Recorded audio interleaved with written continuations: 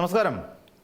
നമ്മുടെ സർക്കാർ അല്ലെങ്കിൽ KSRTC, നമുക്കെല്ലാവർക്കും അറിയാവുന്ന പോലെ KSRTC എന്ന് പറഞ്ഞു കഴിഞ്ഞാൽ കേൾക്കുമ്പോൾ തന്നെ നമുക്കറിയാം ഒരിക്കലും ലാഭകരമായി നടത്തിക്കൊണ്ടു പോകാൻ കഴിയാത്ത നമ്മുടെ സംസ്ഥാന സർക്കാരിൻ്റെ ഒരു ബിസിനസ്സാണ്. ഒരിക്കലും ലാഭകരമായി നടത്തിക്കൊണ്ടു പോകാൻ കഴിയില്ല.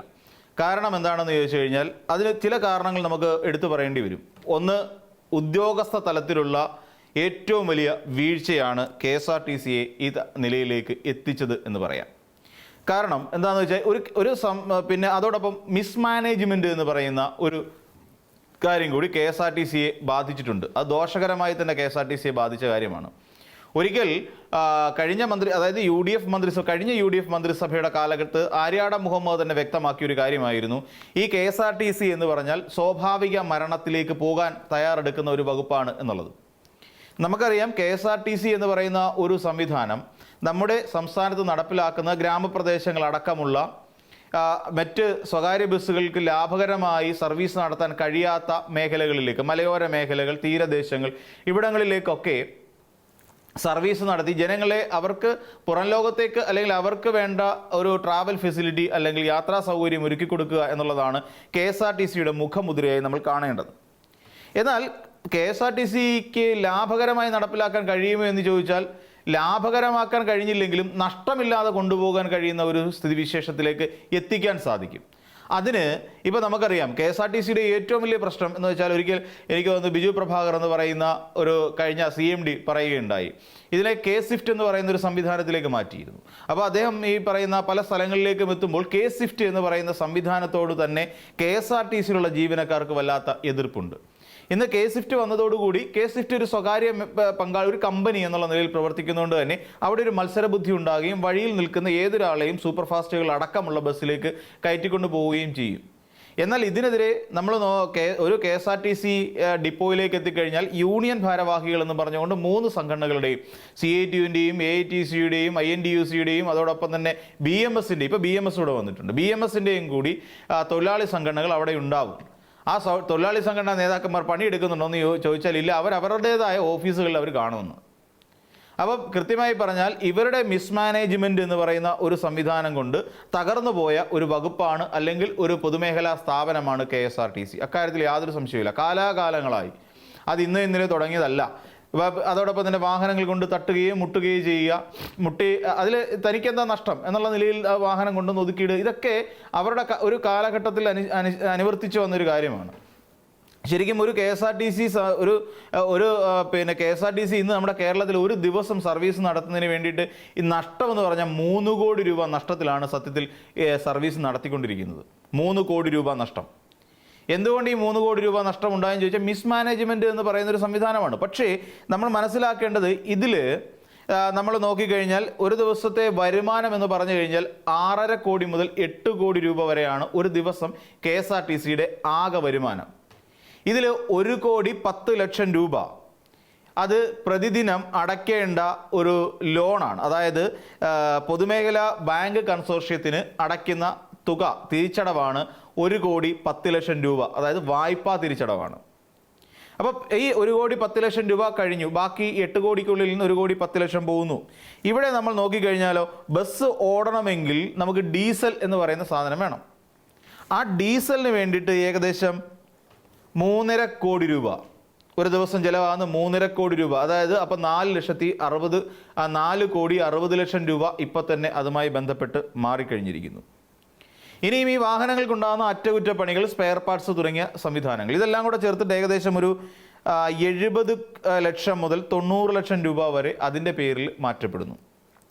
പിന്നീട് ശമ്പളം തുടങ്ങിയ കാര്യങ്ങളും എല്ലാം കൂടെ ചേർത്ത് നോക്കുമ്പോൾ ഒരു 4 കോടി രൂപ അവിടെയും ആവശ്യം വരുന്നത് പ്രതിദിനം ചിലവാകുന്ന കാശാണ്. അപ്പോൾ അങ്ങനെ നോക്കിക്കഴിഞ്ഞാലും ഇതെല്ലാം കൂടെ കണക്കാക്കി വരുമ്പോഴും നമ്മൾ KSRTCയെ സംബന്ധിച്ചിടത്തോളം ഏകദേശം ഒരു 3 കോടി രൂപ പ്രതിദിനം നഷ്ടം KSRTCക്ക് ഉണ്ടാകുന്നുണ്ട് എന്നുള്ളതാണ്. പ്രതിദിനം 3 കോടി രൂപ കൂടി വേണം ഒരു മാന്യമായി ലാഭവും നഷ്ടവും ഇല്ലാത്ത രീതിയിൽ ഇതിനെ മുന്നോട്ട് കൊണ്ടുപോകാൻ. ഡീസൽ വില വർധനയോട് വന്നു കഴിയുമ്പോഴും അത് KSRTCയെ ബാധിക്കുന്നുണ്ട് എന്നുള്ളതാണ്. ഇത്രയും മുഖവുരയായി പറഞ്ഞത് KSRTC ഇപ്പോൾ പുതിയൊരു കാര്യം ആരംഭിക്കാൻ പോകുന്നു. അതായത് ജർമ്മൻ വികസന ബാങ്കായ KfW എന്ന് പറയുന്നൊരു സംവിധാനമുണ്ട്. ആ KfWയിൽ നിന്ന് ഈ ഏകദേശം 1,400 കോടി കടമെടുക്കാൻ പോകുന്നു, വായ്പയായി സ്വീകരിക്കാൻ പോകുന്നു എന്നുള്ളതാണ് ജർമ്മൻ വികസന ബാങ്കിൽ നിന്ന്. അതും ചെറിയ പലിശ നിരക്കൊന്നുമല്ല. നിലവിൽ അവിടുന്ന് വരുന്ന റിപ്പോർട്ടുകൾ പ്രകാരം വലിയ തോതിൽ ഉയർന്ന പലിശ നിരക്കെന്നാണ് അറിയപ്പെടുന്നത്. ആ ഉയർന്ന പലിശ നിരക്കിൽ 1400 കോടി രൂപ കടമെടുക്കാൻ പോകുന്നു, വായ്പയായിട്ട് എടുക്കുന്നു. നമ്മൾ എന്തിനാണെന്ന് ചോദിച്ചാൽ ഏകദേശം 2500 ബസ്സുകൾ കൂടി വാങ്ങണം. 2500 ബസ്സുകൾ കൂടി വാങ്ങി നിരത്തിൽ ഓടിക്കാൻ വേണ്ടിയിട്ടാണ്. കാര്യം ബസ്സുകളുടെ ക്ഷാമമുണ്ട് ഇവിടെ കേരളത്തിൽ, KSRTCയിൽ. അപ്പോൾ ക്ഷാമം പരിഹരിക്കാൻ കാരണം ഇന്ന് നിരത്തിൽ ഓടിക്കൊണ്ടിരിക്കുന്നത് 5535 ബസ്സുകളാണ് നിരത്തിൽ ഓടിക്കൊണ്ടിരിക്കുന്നത്. ഇങ്ങനെ നിരത്തിൽ ഓടിക്കൊണ്ടിരിക്കുന്ന ബസ്സുകൾ പലതും കാലാവധി പൂർത്തിയാകുന്ന ബസ്സുകൾ തന്നെയാണ്. കാലാവധി പൂർത്തിയായിക്കൊണ്ടിരിക്കുന്ന ബസ്സുകൾ, അതായത് 15 വർഷം കഴിയുന്ന ബസ്സുകളാണ് പലതും ഓടിക്കൊണ്ടിരിക്കുന്നത്. പലതും കുറച്ചുകൂടെ കഴിഞ്ഞാൽ ഫിറ്റ്നസ് കിട്ടാത്തൊരു സാഹചര്യം. നമുക്കറിയാം, കഴിഞ്ഞ ദിവസം ഒരു ചുരത്തിൽ വെച്ചിട്ട് വാഹനത്തിനുണ്ടായ അപകടം, നമ്മൾ വലിയൊരു ദുരന്തം. ഏകദേശം 60 പേർക്ക് ഒരു ബസ്സിനകത്ത് കയറേണ്ട കപ്പാസിറ്റിയേക്കാൾ കൂടുതൽ, കണക്കുകൾ പ്രകാരം 160 പേര് ബസ്സിനകത്ത് കയറി. പ്രിയദർശിനി ബസ് വന്നു കഴിഞ്ഞപ്പോഴത്തേക്ക് ഒരുപാട് സ്ത്രീകൾ ഈ KSRTC ബസ്സിനെ ആശ്രയിക്കുന്നുണ്ട്. പലയിടങ്ങളിലും ബസ്സിൻ്റെ വലിയ ക്ഷാമം നേരിടുന്നുണ്ട്, വടക്കൻ ജില്ലകളിലൊക്കെ. അപ്പം വടക്കൻ ജില്ലകളിൽ ഉണ്ടാകുന്ന ഈ ക്ഷാമം പരിഹരിക്കാൻ വേണ്ടി KSRTC ബസ്സുകളിലേക്ക് കൂടുതൽ സ്ത്രീകൾ വന്ന് കയറുമ്പോൾ അവിടെ വാഹനത്തിന് അത് താങ്ങാനുള്ള കപ്പാസിറ്റിയില്ല. നമ്മൾ റോഡിലൂടെ പോകുമ്പോൾ നമ്മൾ ശ്രദ്ധിച്ചാൽ മനസ്സിലാവും, ഈ പ്രിയദർശിനി ബസ്സിനകത്ത് അമിതമായി ലോഡാണ്. ആ ലോഡ് ഈ ബസ്സിൻ്റെ പല പാർട്ടുകൾക്കും ഉണ്ടാകുന്ന, അല്ലെങ്കിൽ സസ്പെൻഷൻ അടക്കമുള്ള ചില പൈപ്പുകൾ അടക്കമുള്ള സംവിധാനങ്ങൾക്ക് തകരാറേൽക്കുകയും ഇത് വലിച്ചു നീക്കണ്ടേ ഇത്രയും വെയിറ്റ്. അപ്പോൾ അതിന് ഒരുപാട് എഫർട്ട് എടുക്കേണ്ടി വരുന്ന ഒരു സാഹചര്യം കൂടി KSRTC ബസ്സുകൾക്കുണ്ട്. ഒന്നാമത് കാലപ്പഴക്കം, സൂക്ഷിക്കാതെ ഉപയോഗിച്ച് കൊണ്ട് നടക്കുന്നതിനുള്ള പ്രശ്നങ്ങൾ. നമുക്കറിയാം, ഈ വാഹനമൊക്കെ എനിക്ക് സർവീസ് സമയത്ത് അല്ലെങ്കിൽ ഈ ഫിറ്റ്നസിന് കൊണ്ടുപോകുന്ന സമയത്തൊക്കെ ആയിരിക്കും ഒന്ന് വൃത്തിയായിട്ട് കാണുന്നത് നമ്മൾ. അത് കഴിഞ്ഞാൽ പിന്നെ വീണ്ടും പഴയപടി പോകുന്ന ഒരു സാഹചര്യം. അപ്പോൾ ഇതെല്ലാം നശിച്ചുകൊണ്ടിരിക്കുന്ന ഒരു സംവിധാനമായി മാറുന്നു. അതിനിടയിലാണ് അപ്പോൾ ഈ 5535 ബസ്സുകളെ സംബന്ധിച്ചിടത്തോളം ഇതിൽ പലതും അത്ര റോഡിൽ ഇറക്കി ഓടിക്കാൻ പറ്റിയ ഗുണകരമായ സാധനമൊന്നുമല്ല. പലതും കളയേണ്ടതായി, കണ്ടം ചെയ്യേണ്ട സമയമായി. അപ്പോൾ അതുകൊണ്ടാണ് ഈ 2500 ബസ്സുകൾ കൂടി വാങ്ങാൻ വേണ്ടി വെച്ചിരിക്കുന്നത്. അതിൽ എനിക്ക് തോന്നുന്നു അതുമായി ബന്ധപ്പെട്ടുകൊണ്ട് 2300 ഡീസൽ ബസ്സുകൾ ഇറക്കുക, അതോടൊപ്പം തന്നെ 200 ഇലക്ട്രിക് ബസ്സുകൾ. അങ്ങനെയാണ് ഈ 2500 എന്ന് പറയുന്ന ഒരു കണക്കിലേക്ക് എത്തുന്നത്. എന്നാൽ നിലവിലത്തെ സാഹചര്യം വെച്ചുകൊണ്ട് ഇനിയും ഇങ്ങനെ ഒരു കടബാധ്യത കൂടി KSRTC ഏറ്റെടുക്കുമ്പോൾ ആ കടവും കൂടി അടയ്ക്കാനുള്ള പാങ്ങ് നിലവിൽ KSRTCക്ക് ഉണ്ടോ എന്നുള്ളതാണ് പ്രധാനമായി നമ്മൾ ഉയർത്തുന്നൊരു ചോദ്യം. ബസ് വാങ്ങുന്നത് നല്ലതാണ്, ബസ്സുകൾ ആവശ്യത്തിന് ഓടുന്നത് നല്ലതാണ്. ഇപ്പോൾ തന്നെ നമുക്കറിയാം, ഒരു മാസം ഈ കഴിഞ്ഞ കണക്കുകൾ പ്രകാരം ഏകദേശം 90 കോടി രൂപ ഇവിടെ ടിക്കറ്റ് ഇല്ലാതെ, അതായത് ടിക്കറ്റ് കൊടുക്കുന്നുണ്ട്, പക്ഷേ ഈ പൈസ 90 കോടി രൂപ നഷ്ടത്തിലാണ് സത്യത്തിൽ ഓടിക്കൊണ്ടിരിക്കുന്ന ഒരു മാസം. എന്തുകൊണ്ടാണ്?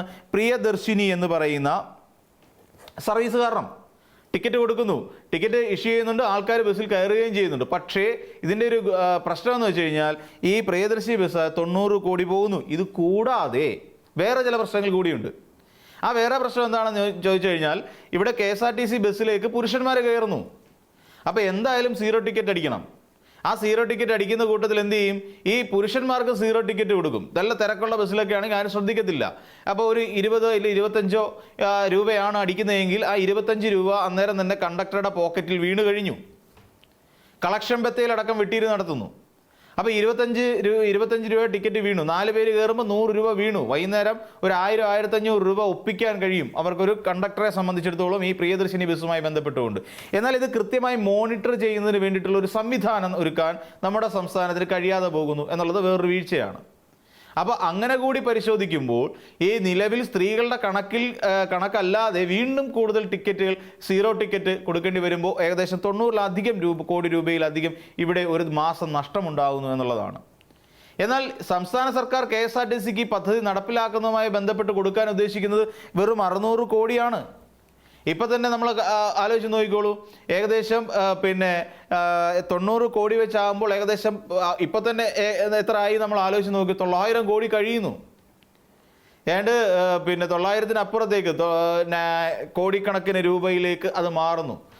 അപ്പോൾ തന്നെ 300 കോടി രൂപ പ്രതിവർഷ നഷ്ടം KSRTCക്ക് സഹിക്കേണ്ടി വരുന്നു എന്നുള്ളതാണ്. അത്രയും കൊടുക്കും സംസ്ഥാന സർക്കാർ. അപ്പോൾ ആലോചിച്ച് നോക്കിക്കോളൂ, KSRTC എന്ന് പറയുന്ന ഒരു സംവിധാനത്തിന് നിലവിൽ ഇനി ഒരു ലോണ് കൂടി എടുത്താൽ അതുകൂടി തിരിച്ചടയ്ക്കാനുള്ള പാങ്ങുണ്ടോ എന്നുള്ള കാര്യം.